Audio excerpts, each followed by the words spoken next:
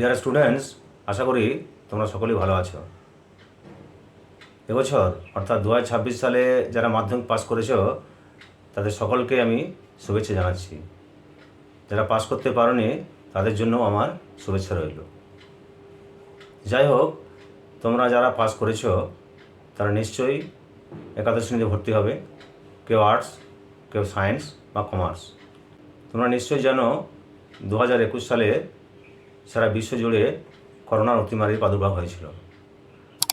সেই সময় যাতে পড়াশোনার কাজ বন্ধ না থাকে, তাই সেই সময় যে সরকার ছিল আমাদের রাজ্যে একাদশ ও দ্বাদশ শ্রেণীর ছাত্রদের, তখন সম্ভবত দ্বাদশ শ্রেণীর ছাত্রদের ট্যাবলেট বা ট্যাব কেনার জন্য 10,000 টাকা করে দেওয়া শুরু করেছিল, যাতে করে ওই 10,000 টাকা দিয়ে তোমরা ট্যাব বা স্মার্টফোন কিনে বাড়িতে বসেই অনলাইনে পড়াশোনা করতে পারো। শিক্ষক শিক্ষিকারা অনলাইনে স্কুলের কাজগুলি বাড়িতে পাঠিয়ে দিত, আর ওই সময়কার ছাত্ররা বাড়িতে বসেই অনলাইনের মাধ্যমেই সেই সমস্ত কাজগুলি সম্পন্ন করত। করোনার অতিমারিকালে বা করোনার অতিমারির সময় অর্থাৎ 2021 সালে এই প্রকল্পটি তরুণের স্বপ্ন এই নামে পরিচিত হয়ে আসছিল।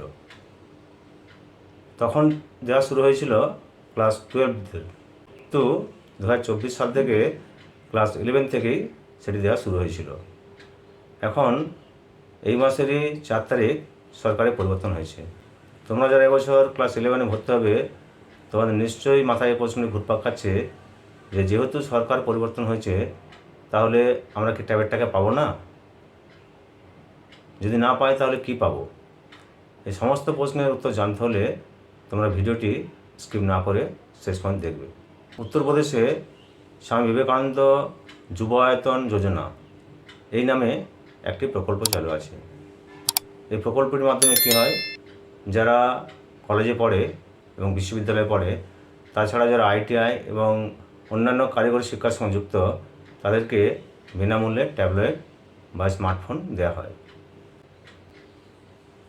আরও একটি রাজ্যের কথা আমি বলছি, সেটি হলো গুজরাট। সেখানে কলেজ ও বিশ্ববিদ্যালয়ের ছাত্রছাত্রীদের উন্নত মানের ট্যাবলেট দেওয়া হয়, কিন্তু তার জন্য তাদের কাছ থেকে মাত্র 1,000 টাকা নেওয়া হয়। তাহলে নিশ্চয়ই বুঝতে পারছো যে এই প্রকল্প অর্থাৎ ট্যাব, স্মার্টফোন বা টাকা দেওয়ার প্রকল্প শুধু আমাদের রাজ্য নয়, ভারতবর্ষের অন্যান্য রাজ্যেও প্রচলিত আছে। তাই তোমাদের চিন্তার কোনো কারণ নেই। যেহেতু প্রকল্পটি আমাদের রাজ্য পশ্চিমবঙ্গ ছাড়াও ভারতবর্ষের অন্যান্য রাজ্যে প্রচলিত আছে, তাই প্রকল্পটি বন্ধ হবে না। হয়তো তরুণের স্বপ্ন প্রকল্পের নামটা পরিবর্তন হতে পারে। তোমাদের অ্যাকাউন্টে যে 10,000 টাকা করে পাঠানো হয় সরকার থেকে, হয়তো টাকার পরিবর্তে সরাসরি ট্যাবলেট দিতে পারে, স্মার্টফোনও দিতে পারে, ল্যাপটপও দিতে পারে, পিসিও দিতে পারে। কী হতে পারে সেটি পরবর্তীকালে অফিসিয়াল নোটিফিকেশন ছাড়া সম্পূর্ণভাবে বোঝা যাচ্ছে না। তবে তোমরা এটা নিশ্চিত থাকবে যে প্রকল্পটি বন্ধ হবে না। কেননা বর্তমানে আমাদের রাজ্যে যে সরকার আসীন হয়েছে, প্রথম থেকে যারা ডিজিটাল ইন্ডিয়ার কথা বলে আসছে, রাজ্যে এই সরকারই ক্ষমতায় আছে। তাই তোমাদের চিন্তার কোনো কারণ নেই। তোমরা হয় ট্যাবলেট অথবা স্মার্টফোন অথবা ল্যাপটপ অথবা পিসি সব পেতে পারো। তাই যারা মাধ্যমিক পাস করে এবছর একাদশ শ্রেণীতে বা 11-এ ভর্তি হবে, তাদের চিন্তার কোনো কারণ নেই। তোমরা কিছু না কিছু একটা পাবেই, হয় ল্যাপটপ অথবা ট্যাব অথবা স্মার্টফোন, আবার পিসিও পেতে পারো। সেটা সময় এলেই বোঝা যাবে। তবে এটা নিশ্চিত থাকো যে প্রকল্পটি বন্ধ হবে না। এই ছিল আজকের আপডেট। যদি ভিডিওটা ভালো লাগে তাহলে লাইক, শেয়ার, কমেন্ট করতে ভুলো না। আর এই ধরনের গুরুত্বপূর্ণ আপডেট পাওয়ার জন্য আমার চ্যানেলটিকে অবশ্যই সাবস্ক্রাইব করে রাখবে। নমস্কার।